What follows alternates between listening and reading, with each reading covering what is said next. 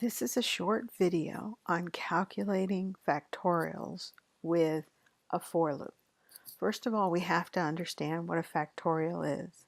A factorial is basically you're multiplying a series of descending numbers.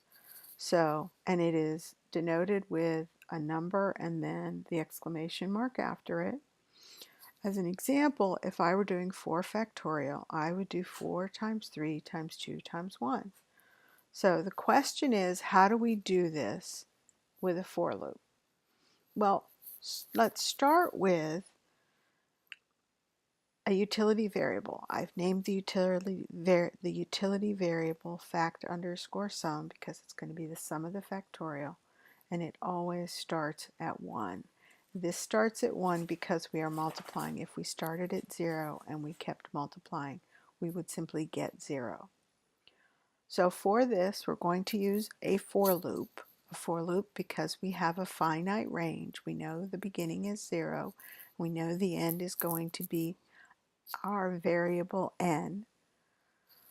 The for loop is the best choice.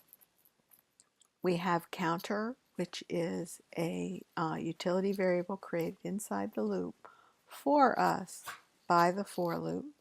I have the keyword in because I'm going to use the function range. I'm going to start at 0, and it's important to note here that I'm going to n plus 1 because range is not inclusive of the final number. If I want to go to that number, I have to add that number. I have to add 1. So here I'm making sure that I'm actually going to go to the number 4. So if counter is less than n, so we're going, because we're starting, we're going to be, if counter is less than n, what we're going to do is we're going to say fact sum of the factorial, is fact sum times n minus counter.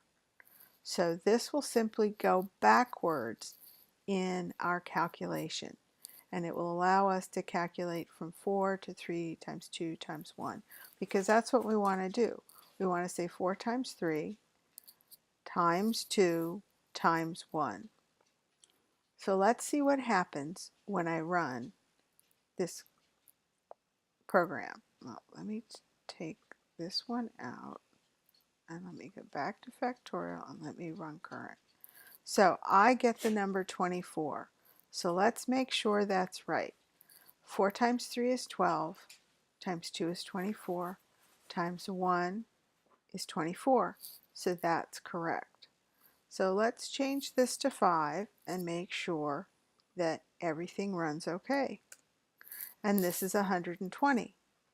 So because 5 times 4 is 20, times 3 is 60, times 2 is 120. So we know by changing the numbers that these calculations are correct. This has been a short video on doing a factorial with a for loop.